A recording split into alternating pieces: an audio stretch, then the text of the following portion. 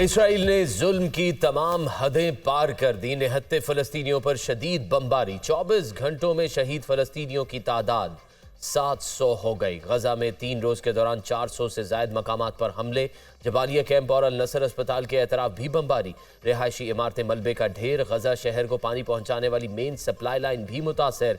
आलमी ताकतों की जानिब से एक बार फिर जंग बंदी की कोशिशें जारी।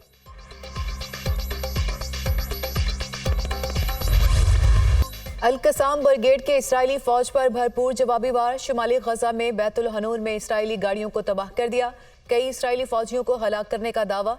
सेहूनी फोर्सेस पर हमलों की वीडियो जारी कर दी।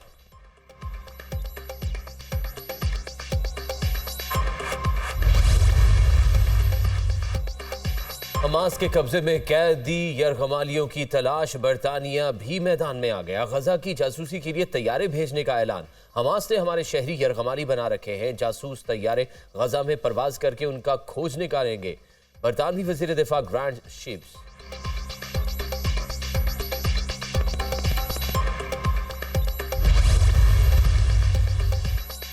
हमास का गजा में मुकम्मल जंग बंदी तक कोई भी इस्राएली कैदी रिहा न करने का ऐलान। हमास के डिप्टी चीफ साले अल अरूरी कहते हैं, इस्राएली शहरियों के साथ मुतादिद फौजी भी हमारी कैद में हैं। इस्राएल ने आलमी कवानीन की धज्जियां उड़ा दी। अब किसी किस्म की रियायत नहीं करेंगे। साले अल अरूरी का जंग में खवातीन और बच्चों को निशाना न बनाने का ऐलान।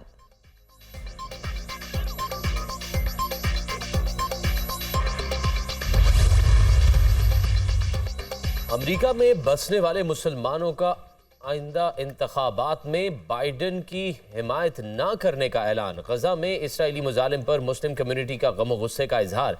बाइडन इंतजामिया से गजा में फौरी जंग बंदी का मुतालबा। इसराइल हमास जंग के मामले पर सदर बाइडन अमेरिका में मुकीम अरब कम्युनिटी की हिमायत को देखेंगे। हुक्मरान जमात डेमोक्रेट्स के अरकान ने भी अमरीकी सदर को आगाह कर दिया।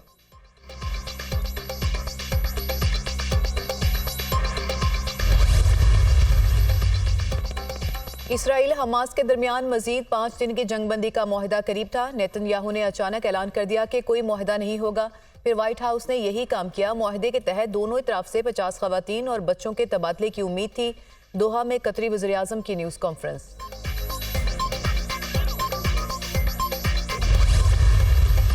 पाकिस्तान पीपल्स पार्टी पाकिस्तान की जमात है, किसी इलाके की जमात नहीं है। जिस पार्टी ने कल ये बात की, हालांकि उस पार्टी से हमारी कोई लड़ाई झगड़ा नहीं है, मैं PMLN की बात कर रहा हूँ, उनसे कोई ना लड़ाई है ना झगड़ा है। PMLN के लीडरान को सिर्फ ये याद है कि जी 4 दफ़ा हम 3 दफ़ा इक़्तिदार में आए हैं और हमने देखा लाहौर को कैसे बनाया। आप पाकिस्तान के इक़्तिदार में आए थे, आप पाकिस्तान के वज़ीर आज़म बने हैं, आपको पाकिस्तान की हुकूमत थी, आपने पूरे पाकिस्तान में क्या किया वो बताया ना। पीपल्स पार्टी रहनुमा शर्जील मेमन के लीगी क़यादत पर लफ्ज़ी मार। नून लीग ने लाहौर को ही पाकिस्तान समझ रखा है। पीपल्स पार्टी किसी इलाके की नहीं, वफाक की जमात है। हमारा मुस्लिम लीग नून से कोई झगड़ा नहीं। लीगी रहनुमाओं को सिर्फ ये याद आता है कि लाहौर में तरक्याती काम किए। आप सिर्फ लाहौर की मिसाल ना दें, पूरे पाकिस्तान में किए गए कामों का बताएं। मुल्क नारों, सियासत और शोबाजी से तरक्की नहीं करता। थर से कोयला निकालने का क्रेडिट मुस्लिम लीग नून को नहीं, पीपल्स पार्टी को जाता है। बेनज़ीर भुट्टो ने मुल्क को मिसाइल सिस्टम दिया। CPEC आसिफ अली जरदारी का विजन था। हमारी पार्टी ने सूबे को सेहत की बेहतरीन सहूलियात दी। हॉस्पिटल्स को जो सहूलियात कराची में है वो पूरे पाकिस्तान में नहीं। हमारी लीडरशिप का इलाज पाकिस्तान में होता है। PTI ने अवाम को सिर्फ झूठे नारे दिए, मुल्क का तारीखी नुकसान किया। पीपल्स पार्टी 8 फरवरी को तारीखी कामयाबी हासिल करेगी। शर्जील मेमन की प्रेस कॉन्फ्रेंस।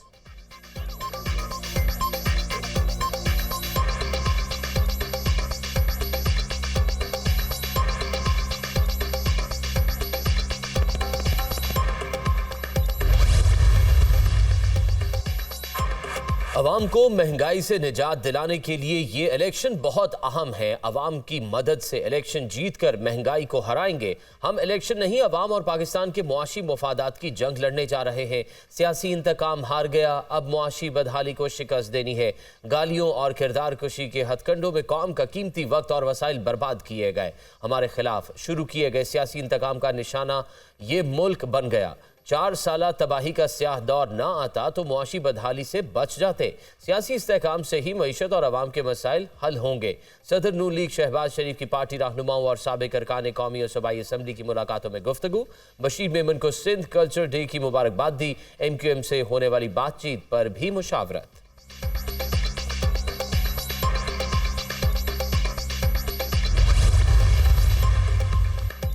नए चेयरमैन पीटीआई गौहर खान के कायद 14 साल तक आसिफ अली जरदारी रहे। वो 2022 में पीटीआई में आए। एक साल के अंदर साबिक चेयरमैन तहरीक इंसाफ को जरदारी साहब का तराशा हीरा इतना पसंद आया कि अपनी कुर्सी उसके हवाले कर दी। अपने पुराने साथियों को कूड़ा कर दिया। अपनी गैर हाजिरी में वो अपने साथियों पर एतबार करने को तैयार नहीं। जिस शख्स ने सारी उम्र लोगों को धोखे दिए हों उसके लिए दूसरों पर एतबार मुश्किल होता है। पीटीआई के लीडर्स और वर्कर्स के लिए कोई शर्म कोई हया का मुकाम है। नून लीगी रहनुमा ख्वाजा आसिफ का सोशल मीडिया पर तंज।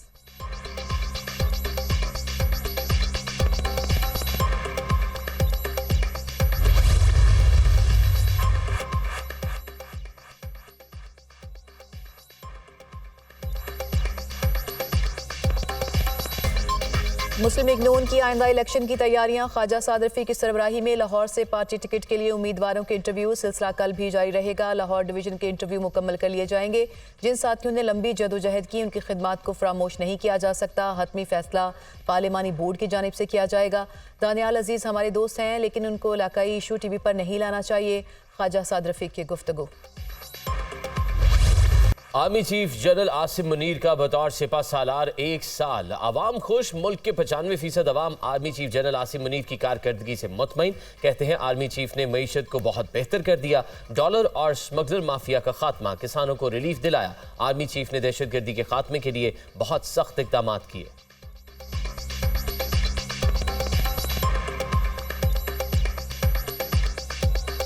जनरल आसिम मुनीर का जो ये दौर गुजरा 1 साल का, तो बहुत सारी चीज़ें जिन पर अगर हम नज़र करें बहुत अच्छी हैं। जिस तरह उन्होंने दहशतगर्दी के खात्मे के लिए बड़े सख्त इक़दाम लिए। ये मैशियत अब बन रही है, जो बिगाड़ दिया था, सिस्टम ख़राब हुआ था, इसको ये मौजूदा आर्मी चीफ जनरल मुनीर साहब, हम तो नमाज पढ़ के भी उनके लिए दुआएं मांगते हैं। उन्होंने जो पाबंदियाँ लगाई हैं, जो हमारे जराइम के बारे में, हमारे जो उल्टे काम हो रहे थे पाकिस्तान में, वो उन्होंने बहुत हिम्मत की है इस काम के लिए। मईशत की बहाली की जानिब अहम संग मेल अबूर। पाकिस्तान और सऊदी अरब का सरमायाकारी के तरीक़ाकार पर इत्तफाक। पाकिस्तान की खलीज ताउन कौंसिल के साथ आज़ादाना तजारती मुआहदे की राह हमवार। निगरान वज़ीर इत्तलात मुर्तज़ा सोलंकी ने खुशखबरी सुना दी। अपने ट्वीट में लिखा कि पाकिस्तान इस इक़दाम का 19 साल से मुंतज़िर था। गुज़िश्ता 15 साल में खलीज ताउन कौंसिल की जानिब से किसी मुल्क के साथ पहला तजारती और सरमायाकारी मुआहदा होगा।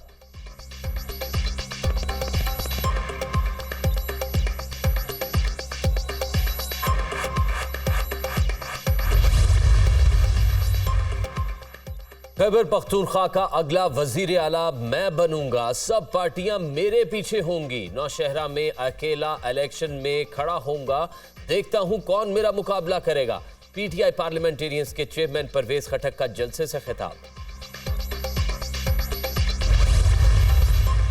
आपने हर शहरी के हक का तहफ़्फ़ुज़ करना है। वतन अजीज में या दुनिया में इस्लाम और उम्मत इस्लाम के खिलाफ कोई फितना खड़ा होता है तो उसके मुकाबले में भी सद्द सिकंदरी बन जाना ये जमीयत उलमा के फ़राइज़ में से हो जाता है।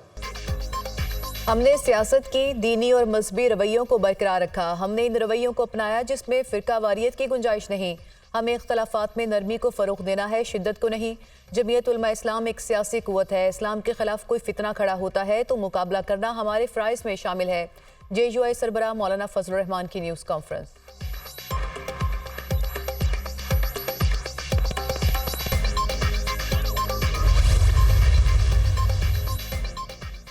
पहले पीटीआई, फिर 16 माह के लिए मखलूत हुकूमत रही, अब निगरान हुकूमत है। गुज़िश्ता 10 साल अवाम के लिए डरौना ख्वाब है। हर रोज बदअमनी और मायूसी में इजाफा हो रहा है। गुज़िश्ता 70 साल से निज़ाम वही है, सिर्फ चेहरे बदलते हैं। आम पाकिस्तानी की जिंदगी में कोई मुस्बत इनकलाब और तब्दीली नहीं देख रहे। जहालत, करप्शन का तसलसल और आज भी मुल्क में अंधेर नगरी चौपट राज है। अमीर जमात इस्लामी सिराजुल हक का तकरीब से खिताब। जो टक्कर के लोग होने के दावे करते थे वो एक थप्पड़ के लोग साबित हुए। पीटीआई के इलेक्शन में इतने लोग भी शरीक नहीं हुए जितने अब यहाँ मौजूद हैं। 18वीं तरमीम का खात्मा नहीं होने देंगे। 6000 मेगावाट से जायद बिजली पैदा करने वाले खैबर पख्तूनख्वा को आधी बिजली भी नहीं दी जा रही। आज फिर इस्लाम के नाम पर इस्लामाबाद की लड़ाई जारी है। एमल वली खान का पेशावर में ANP वर्कर्स कन्वेंशन से खिताब।